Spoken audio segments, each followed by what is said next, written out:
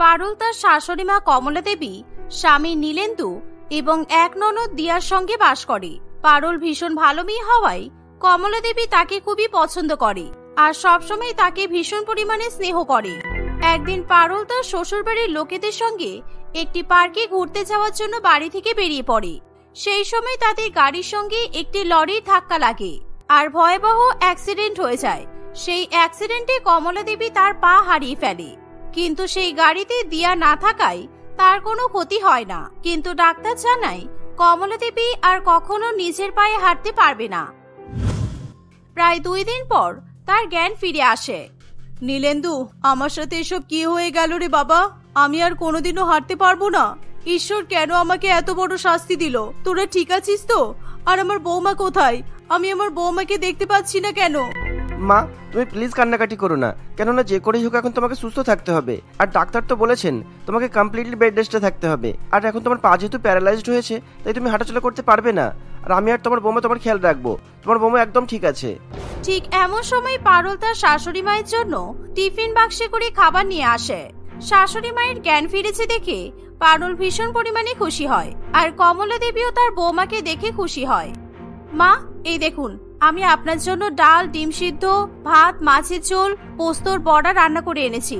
এখন আপনার শরীর খারাপ তো আপনাকে আমি নিজের হাতে খাবার খাইয়ে দেব, কারণ আপনাকে তো তাড়াতাড়ি সুস্থ হতে হবে, তাই না?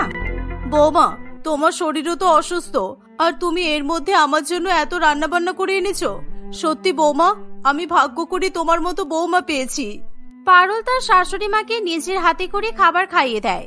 বৌমার এত সুন্দর ব্যবহার দেখে কমলা দেবীর চোখ একেবারে জলে ভরে ওঠে। নীলেন্দু, দিয়া এবং পারুল 3 জনে মিলে কমলা দেবীকে গাড়িতে করে বাড়িতে নিয়ে আসে। তারপর থেকে পারুল তার শাশুড়ি মাকে নিজের হাতে করে খাবার খাওয়াতে শুরু করে। সবসময় সে তার শাশুড়ি মায়ের খেয়াল রাখে, কিন্তু এই ব্যাপারটা দিয়া একেবারেই পছন্দ করতে পারে না। একদিন, মা, আজকে আমি তোমাকে নিজের হাতে রান্না করে খাবার খাওয়াবো, তাই তোমার কি খেতে ইচ্ছা করছে বলো। তোমার আজকে যা খাবার খেতে ইচ্ছা হবে আমি তোমাকে সেই খাবারটাই রান্না করে নিজের হাতে করে খাইয়ে দেব। না রে দিয়া, তোকে কষ্ট করে আমার জন্য রান্না করতে হবে না। তুই যা, কলেজে যা, কারণ আমার বৌমা আজকে আমাকে হালকা করে মুরগির মাংসের ঝোল আর ভাত রান্না করে নিজের হাতে খাইয়ে দেবে বলেছে, তাই আমি আজকে পারুলের হাতেই খাবার খাবো। কেন মা, তুমি তো প্রত্যেকদিন বৌদির হাতের খাবার খাচ্ছ, সুতরাং একদিন যদি আমার হাতের খাবার খাও তাহলে কি তোমার খুব অসুবিধা হয়ে যাবে? বৌদি তো দেখছি তোমাকে একদম আমার কাছ থেকে দূরে করে দিচ্ছে। তুই এরকম করে কথা বলছিস কেন দিয়া? নিজের বৌদির নামে এরকম বলতে নেই। আমি যেদিন থেকে অসুস্থ হয়েছি, মেয়েটা এত বড় বাড়িঘর, একা সংসার নিজেই সামলাচ্ছে আর সবসময় আমার সেবা করছে, আর তাই আমি বৌমার নামে তোর কাছ থেকে কোনো খারাপ কথা শুনতে চাই না। ঠিক এমন সময় পারুল তার শাশুড়ি মায়ের জন্য গরম গরম মুরগির মাংসের ঝোল আর সরু চালের গন্ধযুক্ত ভাত নিয়ে চলে আসে। এরকম খাবারের গন্ধ পেয়ে কমলা দেবীর মন একেবারে ভরে ওঠে। পারুল তার ননদ এবং শাশুড়ি মায়ের কথা শুনতে পেলেও সেই কথাতে সে কোনো রকম ভাবে পাত্তা দেয় না, কারণ তার জীবনে একটাই ধর্ম, সেটা হলো শাশুড়ি মায়ের সেবা করা আর তাকে পুরোপুরি ভাবে সুস্থ করে তোলা। ঠিক আছে মা, অনেক কথা হয়েছে, এবার আপনার খাওয়ার সময় হয়ে গেছে, তাই আপনাকে খেয়ে নিতে হবে। আসুন, আমি আপনাকে উঠিয়ে বসিয়ে দিচ্ছি। এই বলে পারুল তার শাশুড়ি মাকে আগে উঠিয়ে খাটের উপর বসায় এবং ভালো করে ভিজে গামছা দিয়ে শাশুড়ি মায়ের গা হাত পা মুছিয়ে দেয়। সেই সাথে চিরুনি দিয়ে শাশুড়ি মায়ের চুল আঁচড়ে বিনুনি করে দেয়। পারুল নিজের হাতে করে তার শাশুড়ি মাকে মুরগির মাংসের ঝোল এবং ভাত মেখে খাইয়ে দেয়। এই দেখে দিয়া প্রচন্ড পরিমাণে রেগে যায় এবং সেখান থেকে চলে যায়। তোমার মতো এমন ভালো বৌমা যেন প্রত্যেকটা ঘরে ঘরে হয়, কারণ আমি সবসময় দেখেছি মায়েরা মেয়েদেরকে থালায় ভাত মেখে হাতে করে খাইয়ে দেয়, কিন্তু এখন বৌমা শাশুড়ি মাকে ভাত মেখে খাইয়ে দিচ্ছে। আপনি এমন করে বলবেন না মা, কারণ আপনি আমার শাশুড়ি মা হলেও আমি কিন্তু আপনাকে নিজের মা মনে করি, আর আমি আপনার মেয়ে, তাই মায়ের শরীর খারাপ হলে মেয়ে খাইয়ে দেবে না কেন বলুন? এভাবে শাশুড়ি মাকে খাবার খাওয়ানোর পর পারুল ভিজা গামছা দিয়ে আবার তার শাশুড়ি মায়ের মুখ মুছিয়ে দেয়। এভাবে সারাদিন বাড়ির কাজকর্ম করার পর পারুল যখন ঘুমাতে যায় তখন নীলেন্দু বলে, তুমি সারাদিন মায়ের খেয়াল রাখছো, তাই তোমাকে খুব ধন্যবাদ জানাই। আমি ভাবতে পারিনি তুমি আমার মাকে এত আদর যত্ন নিজের হাতে করে খাইয়ে দেবে আর ধীরে ধীরে সুস্থ করতে চাইবে, তাই তোমাকে কি বলে যে ধন্যবাদ জানাবো তার ভাষা খুঁজে পাচ্ছি না। না না, ঠিক আছে, কোনো ব্যাপার নয়। বলছি যে তাহলে আমি সোফায় শুয়ে পড়ছি, আর তুমি খাটে শুয়ে পড়ো। আমার কোনো অসুবিধা হবে না, কারণ সারাদিন অনেক খাটাখাটনি করেছো, তাই এখন রেস্ট নাও। এই বলে নীলেন্দু নিজের বালিশ এবং চাদর নিয়ে সোফার উপর শুয়ে পড়ে, আর পারুল খাটের উপর ঘুমিয়ে পড়ে। পরের দিন সকালবেলা ঘুম থেকে ওঠার পর আবার পারুল তার শাশুড়ি মায়ের খেয়াল রাখতে শুরু করে। সেদিন সে রান্নাঘরে যাওয়ার আগে তার শাশুড়ি মায়ের কাছে আসে। বৌমা, তোমার কি মনে আছে তুমি কি সুন্দর মাংস সর্ষে দিয়ে ভাপা রান্না করতে? তোমার হাতে সেই রান্নাটা আর কেউ বানাতে পারতো না, তাই তুমি আজকে আমাকে মাংস দিয়ে সর্ষে ভাপা রান্না করে খাওয়াও। তোমার হাতের মাংস সর্ষে ভাপা খেতে ভীষণ ইচ্ছে করছে। পারুল এই কথা শুনে ভীষণ পরিমাণে চিন্তায় পড়ে। সে তার শাশুড়ি মাকে কি বলবে কিছুই বুঝে উঠতে পারে না। কিন্তু মা, আপনি তো এখন হাঁটাচলা করতে পারছেন না, তাই যদি সর্ষে আর মাংস একসঙ্গে খান তাহলে আপনার অ্যাসিডিটি হতে পারে। আপনি আজকে হালকা কিছু খাবার খেয়ে নিন, আমি আপনাকে পরের দিন মাংস সর্ষে ভাপা রান্না করে খাওয়াবো। কমলা দেবী পারুলের কোনো কথা শুনতে চায় না। এমন সময় সেখানে দিয়া চলে আসে। দিয়াও তার মায়ের সঙ্গে সঙ্গে তার বৌদির কাছে সেই মাংস দিয়ে সর্ষে ভাপা খেতে চায়। ফলে পারুল আর না করতে পারে না। সে রান্নাঘরে যায় আর ইউটিউবে রান্নার রেসিপি খুঁজতে শুরু করে, কিন্তু সে কোনো চ্যানেলেই সেই রান্নার রেসিপি খুঁজে পায় না। আমি কি ঝামেলায় পড়েছি, কারণ এই বাড়ির বউ সেজে থাকতে থাকতে আমি একেবারে বিপদে পড়ে যাচ্ছি। আমি যদি এখন এদেরকে সত্যি কথা বলে দিই তাহলে কমলা কাকিমার মন একেবারে ভেঙে যাবে, আর নীলেন্দুদা আমাকে খারাপ মনে করবে। আমি নীলেন্দুদার অনুমতি ছাড়া কিছুতেই সত্যি কথা বলতে পারবো না। এখন আমি কিভাবে দিদির মতো মাংস ভাপা রান্না করব কিছুই বুঝতে পারছি না তো। এই বলে পারুল কোনো মতে মাংস ভাপা রান্না করে। সেই রান্না নিয়ে সে ভয়ে ভয়ে কমলা দেবীর কাছে চলে যায়। কি হলো বৌমা, তুমি খাবার নিয়ে ওরকম দূরে দাঁড়িয়ে আছো কেন? এসো, আমাকে নিজের হাতে খাবার খাইয়ে দাও, কারণ অনেকদিন পর তোমার হাতে স্পেশাল রান্নাটা খাবো। আমি দেখতে চাই এই রান্নার স্বাদ একই রকমের আছে কিনা। পারুল তার শাশুড়ি মাকে মাংস ভাপা আর ভাত মেখে নিজের হাতে খাইয়ে দেয়, কিন্তু সেই রান্নার স্বাদ কমলা দেবীর সেরকম ভাবে পছন্দ হয় না। আর কমলা দেবীর সত্যি কথা বুঝতে খুব বেশি সময়ের প্রয়োজন পড়ে না। তুমি মোটেই আমার বৌমা হতে পারো না, কারণ এই মাংস ভাপার স্বাদ একেবারে অন্যরকম। তার মানে আমার মেয়ে ঠিক কথাই বলেছে, তুমি আমার বৌমা সেজে আমাদের সংসারে পড়ে আছো, তাই তো? সত্যি কথা বলো, আমার বৌমা কোথায়? পারুল কমলা দেবীর এমন কথা শুনে ভীষণ পরিমাণে ভয় পেয়ে যায়। কমলা দেবী এত চিৎকার চেঁচামেচি করছে শুনে নীলেন্দুও সেখানে চলে আসে। নীলেন্দু বুঝতে পারে সে তার মাকে আর কিছুতেই মিথ্যা কথা বলতে পারবে না। কি ব্যাপার, আমাকে সত্যি কথা বলো, কারণ আমার বৌমা যে মাংস ভাপা রান্না করতো তাতে একটা অন্য রকমের অদ্ভুত স্বাদ থাকতো, কিন্তু এই রান্নার মধ্যে সেই স্বাদ নেই। আমি ইচ্ছে করে তোমাকে এই রান্নাটা করতে বলেছিলাম যাতে আমি সত্যি কথাটা জানতে পারি। দেখেছো মা, তার মানে আমি ঠিকই বলেছিলাম, কারণ রাত্রিবেলা আমি দেখেছি দাদা সোফার উপর শুয়েছিল আর বৌদি খাটের উপর ঘুমাচ্ছিল। এরকম কেন হবে বলো? ওরা তো স্বামী স্ত্রী। তখনই আমার মনে হয়েছে যে নিশ্চয়ই কোনো ব্যাপার আছে, তাই ভাগ্যিস আমি তোমাকে এসে বলেছিলাম, না হলে তো সত্যি ঘটনা জানাই যেত না। এমন সময় নীলেন্দু এবং পারুল সত্যি ঘটনা চেপে রাখতে পারে না। তারা সকলের সামনে সবকিছু বলতে শুরু করে। আসলে অ্যাক্সিডেন্টের দিন কমলা দেবীর সঙ্গে সঙ্গে পারুল গুরুতরভাবে আহত হয় আর তার মাথায় রক্তক্ষরণ শুরু হয়। ঠিক এমন সময় ডাক্তারবাবু নীলেন্দুকে জানায়, দেখুন নীলেন্দু বাবু, আপনাদের যে ভয়াবহ অ্যাক্সিডেন্ট হয়েছে তাতে আপনার মায়ের দুটো পা চলে গেছে, আর আপনার স্ত্রীর ব্রেনে অত্যাধিক পরিমাণে রক্তক্ষরণের ফলে ওনার ব্রেন ডেড হয়ে গেছে। সুতরাং আমরা আপনার স্ত্রীকে বাঁচাতে পারিনি, কিন্তু এই কথা যেন আপনার মা জানতে না পারে, কারণ আপনার মা অজ্ঞান অবস্থায় শুধু পারুল পারুল বলছে, তাই আপনার স্ত্রীর মৃত্যুর খবর ওনাকে কিন্তু দেওয়া যাবে না। পারুলের মৃত্যুর ঘটনা কিছুতেই নীলেন্দু মেনে নিতে পারে না। সে ভীষণ পরিমাণে কান্নায় ভেঙে পড়ে। ডাক্তার বাবু, আপনি কি কথা বললেন? এখন আমি আমার বউকে ছাড়া কিভাবে বাঁচবো? সবেমাত্র 1 বছর হয়েছে আমাদের বিয়ে হয়েছে, আর আমার মা আমার বউকে ভীষণ ভালোবাসে, তাই ঈশ্বর আমার সাথে কি নিষ্ঠুর পরিহাস করলো। পারুলের মৃত্যুর খবর তার বাপের বাড়ির পরিবারে গিয়ে পৌঁছালে তারাও কান্নায় হাহাকারে ভেঙে পড়ে। কিন্তু পারুলের যে এক যমজ বোন চারুল আছে সেই কথা নীলেন্দু আগে জানতো না। আর চারুল সবেমাত্র সেই দিনে বিদেশ থেকে বাড়িতে ফিরে আসে। পারুলের মৃত্যুর খবর শুনে পারুলের বোন এবং পরিবার তাড়াতাড়ি করে হসপিটালে ছুটে আসে। নীলেন্দুদা, তুমি প্লিজ এরকম ভাবে কান্নাকাটি করো না, কারণ তুমি যদি এভাবে কান্নাকাটি করো তাহলে তোমার মায়ের কি হবে বলো? আমি মানছি আমাদের দিদি আর আমাদের মধ্যে নেই, কিন্তু আমাদেরকে তো এটা মেনে নিতে হবে বলো। দেখো, পারুল যে মারা গেছে সেই সত্যি কথাটা আমার মা কিংবা বোনকে জানাতে চাই না, কারণ আমার মা যদি এই ঘটনা জানতে পারে তাহলে উনিও মারা যাবেন। তাই তোমাকে যে করে হোক আমার মাকে বাঁচাতে হবে। অন্তত যতদিন পর্যন্ত আমার মা না সুস্থ হয় ততদিন তুমি আমার মায়ের অনেক ভালো করে খেয়াল রাখবে। নীলেন্দুর এমন কথা শুনে চারুল ভীষণ পরিমাণে অবাক হয়। সে প্রথমে কিছুতেই রাজি হতে চায় না, কিন্তু পরে সে নীলেন্দু এবং তার মায়ের কথা ভেবে সেই প্রস্তাবে রাজি হয়ে যায়।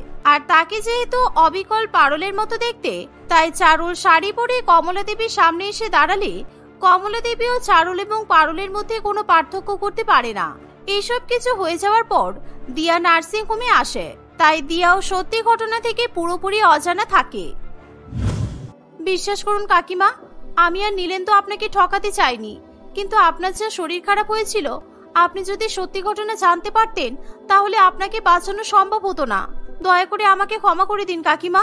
আমি বুঝতে পারছি আপনাকে মিথ্যা কথা বলা আমাদের উচিত হয়নি। কমলা দেবী আর কোনো কথা শুনতে চায় না, সে অঝর নয়নে কাঁদতে থাকে। ভালোই এতদিন ধরে আমার মাকে নিজের হাতে রান্না খাইয়ে খাইয়ে মায়ের মনটা জয় করে নিয়েছো।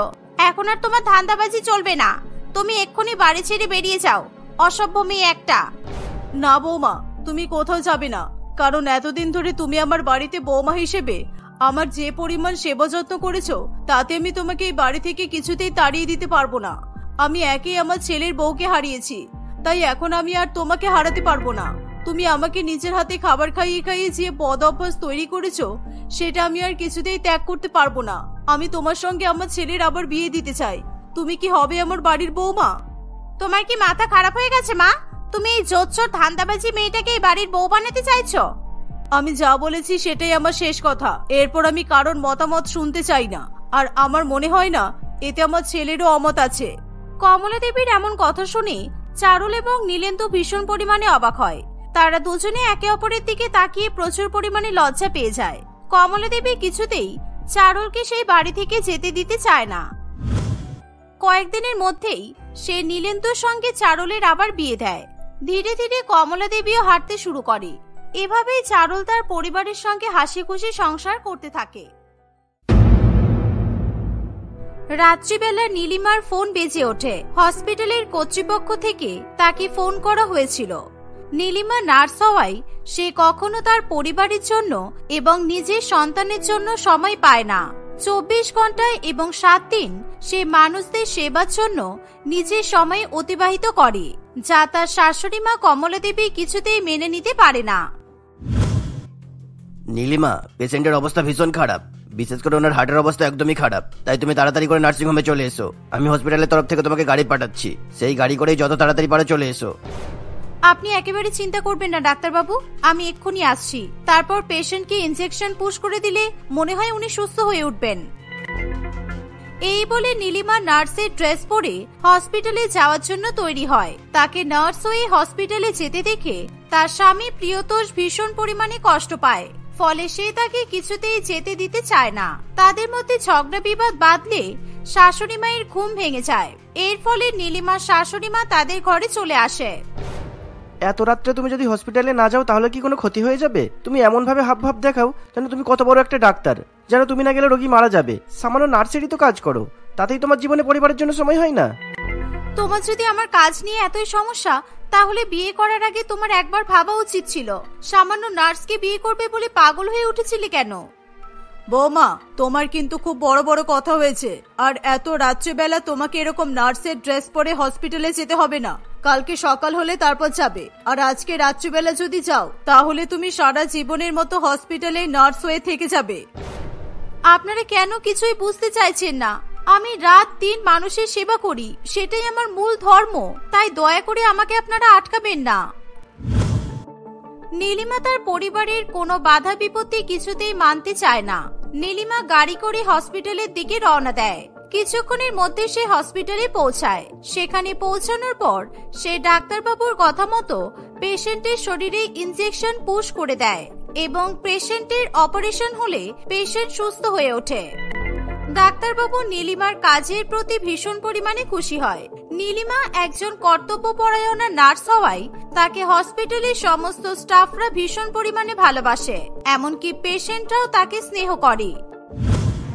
তুমি যদি আজকে সময় মতো না আসতে তাহলে আমরা কিছুতেই এই মুমূর্ষ রোগীকে বাঁচাতে পারতাম না। এত রাত্রেবেলা আসার জন্য নীলিমাকে অনেক অনেক ধন্যবাদ। যাও, তুমি এবার পরিবারের কাছে ফিরে যাও। আমাদের পেশায় পরিবার বলে কিছু হয় না স্যার, কিন্তু তবুও আপনি যে বোঝেন সেই ব্যাপারটা জানতে পেরে ভীষণ ভালো লাগলো। এই হসপিটালের রোগীরাই আমার পরিবার।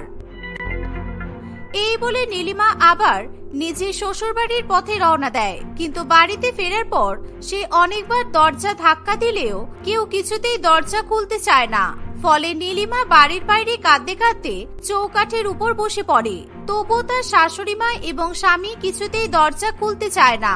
কমলা দেবী বাড়ির বারান্দায় বেরিয়ে আসে। তোমার যখন রোগীর প্রাণ বাঁচানোর এতই শখ, তাহলে তুমি আজকে সারা রাত রাস্তায় বসে থাকো। আমি কিংবা আমার ছেলে কেউ দরজা খুলবো না। কাল সকালবেলা যখন দরজা খুলবো তখন তুমি ঘরে ঢুকবে। দয়া করে আমার উপর অত্যাচার করবেন না মা, প্লিজ একবারের জন্য দরজাটা খুলে দিন। কমলা দেবী কিছুতেই তার বৌমার কথা শুনতে চায় না। নীলিমা সারা রাত দরজার বাইরে বসে বসে কাটিয়ে দেয়। পরের দিন সকালবেলা কমলা দেবী দরজা খুললে সে ঘরের ভেতরে ঢুকতে পারে। তখনও তার স্বামী এবং শাশুড়ি মা তাকে উল্টোপাল্টা কথা শোনায়। নীলিমা কোনো রকম ভাবে কোনো কথা শুনতে চায় না। সে স্নান করে ঘরের সমস্ত কাজকর্ম করে রান্না বান্না সেরে নেয়। নিজের শাশুড়ি মা এবং স্বামীকে খেতে দিয়ে এবং নিজে খেয়ে নিয়ে আবার নার্সের কাজ করতে হসপিটালে চলে যায়। সেই সময় হসপিটালের সামনে একটি মহিলাকে কান্নাকাটি করতে দেখে তার ভীষণ পরিমাণে খারাপ লাগে। কি হয়েছে দিদি, আপনি এরকম ভাবে কাঁদছেন কেন? আপনার বাচ্চার কি ভীষণ শরীর খারাপ? চিন্তা করবেন না, আপনার বাচ্চা ঠিক সুস্থ হয়ে যাবে। ঈশ্বরের উপর ভরসা রাখুন। নার্স, আমার ছেলের অপারেশনের জন্য 60,000 টাকা দরকার। ওর হার্টে একটা ফুটো ধরা পড়েছে। এবার আমি বুঝতে পারছি না আমি কি করে এতগুলো টাকা এই মুহূর্তে জোগাড় করব। আমি সকলের কাছে অনেক সাহায্য চেয়েছি, কিন্তু কেউ সাহায্য করতে চাইছে না। নীলিমা সেই মহিলার কথা শুনে ভীষণ পরিমাণে কষ্ট পায়। সে হসপিটালের কর্তৃপক্ষ এবং ডাক্তারবাবুর সঙ্গে কথা বলা শুরু করে।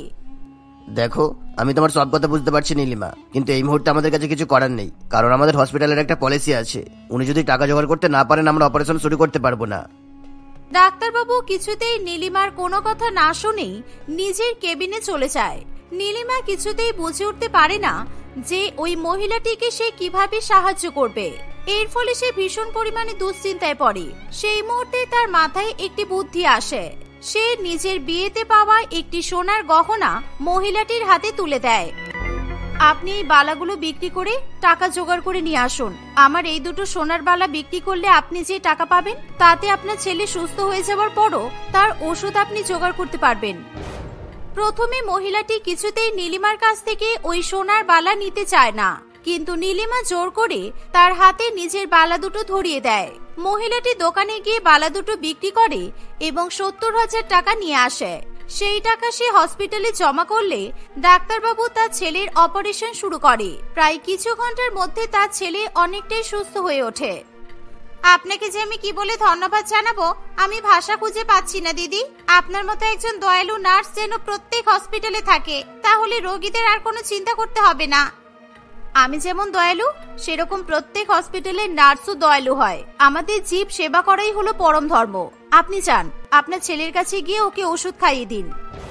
মহিলাটি কাঁদতে কাঁদতে নীলিমাকে অনেক ধন্যবাদ জানিয়ে সেখান থেকে চলে যায়। সেদিন হসপিটাল থেকে ফিরতে নীলিমার ভীষণ পরিমাণে দেরি হয়ে যায়। সেই জন্য তার শাশুড়ি মা এবং তার স্বামী তাকে ভীষণ পরিমাণে বকাবকি করে। সেই সাথে নীলিমার হাতে সোনার বালা নেই দেখে তার পরিবার ভীষণ পরিমাণে অবাক হয় এবং তারা দুজনে নীলিমাকে তার সোনার বালার কথা জিজ্ঞাসা করে। নীলিমা তাদের সামনে সত্যি ঘটনা বলে দেয়। এর ফলে তার পরিবার প্রচন্ড পরিমাণে রেগে যায়। অসভ্য মেয়ে একটা, তোর কোনো লজ্জা নেই না? তোর ধর্ম তাহলে নিজের বাপের বাড়ি থেকে দেওয়া গহনাগুলো দিসনি কেন? ওই বালা দুটো আমার ছেলে তোকে দিয়েছিল আর তুই সেটা দান করে এসেছিস। তুমি যেখান থেকে পারো আমাকে বালাগুলো এনে দাও, তা না হলে আমি তোমাকে মেরে শেষ করে ফেলবো। আমি ওই বালাগুলো তোমাকে 80,000 টাকা দিয়ে কিনে দিয়েছিলাম, আর তুমি সেটার মান রাখতে পারোনি। তুমি বিশ্বাস করো, ওই মুহূর্তে ওই বাচ্চা ছেলেটার প্রাণ বাঁচানো খুব দরকার ছিল, আর আমি আমার বাপের বাড়ি থেকে পাওয়া সব গহনা তোমাদের দিয়ে দেব। সেই গহনা বিক্রি করে তোমরা অনেক টাকা পাবে। দয়া করে আমাকে আর বকাবকি করো না তোমরা। 2 টাকা রোজগার করে নিয়ে এসে দেমাগ একদম দিন দিন বেড়ে যাচ্ছে। তুই ধরাকে সরা জ্ঞান করা শুরু করেছিস। আমি দেখছি তোর কিভাবে ব্যবস্থা করতে হয়। এই বলে কমলা দেবী নিজের ঘরে চলে যায়। দেখতে দেখতে প্রায় কিছুদিন কাটে। একদিন পরিতোষ ঘুরতে যাবে বলে তার পুরো পরিবারের জন্য পাহাড়ের টিকিট কাটে। এর ফলে তার মা ভীষণ পরিমাণে খুশি হয়, কিন্তু নীলিমা কিছুতেই হসপিটালের কাজ ছেড়ে ঘুরতে যেতে চায় না। প্রিয়তোষ নীলিমাকে ভীষণ পরিমাণে জোর করায় নীলিমা 4 দিনের জন্য ছুটি নিতে বাধ্য হয়। 4 দিন হসপিটালে না যেতে পারলে অনেক ক্ষতি হয়ে যাবে, তুমি কেন বুঝতে চাইছো না? এখনো সব নাটক করলে হবে না, তোমাকে আমাদের সাথে ঘুরতে যেতেই হবে। আর তুমি যদি আমাদের সাথে পাহাড়ে ঘুরতে না যাও তাহলে সারা জীবনের জন্য তোমাকে বাপের বাড়িতে পাঠিয়ে দেবো, আর সেখানে গিয়েই তুমি তোমার সোকল্ড নার্সের কাজ করো। আমি কিচ্ছু জানি না, তুমি আর মা গিয়ে ঘুরে এসো, আমি অন্য কোনো সময় যাব। পরের দিন সকালবেলা তারা 3 জনে মিলে পাহাড়ের উদ্দেশ্যে রওনা দেয়। সেখানে গিয়ে সকলে ভীষণ পরিমাণে মজা করতে শুরু করে, কিন্তু নার্স বউয়ের মন তার পেশার দিকেই পড়ে থাকে। সবসময় সে ফোনের মাধ্যমে ডাক্তারের কাছ থেকে বিভিন্ন আপডেট নিতে থাকে। এর ফলে তার পরিবার ভীষণ পরিমাণে বিরক্ত বোধ করে। এই বদমাইশ বউটাকে কেন সঙ্গে করে নিয়ে এসেছিস বলতো? এখানে এসেও নিজের নার্সগিরি ভুলতে পারছে না। পারলে পাহাড়ি কোনো হসপিটালে নার্সের কাজে লেগে পড়বে। এই যে তুমি এক কাজ করো, তুমি পারলে পাহাড়ি কোনো হসপিটালে নার্সের কাজে লেগে পড়ো আর আমাদের জীবন থেকে বিদায় নাও।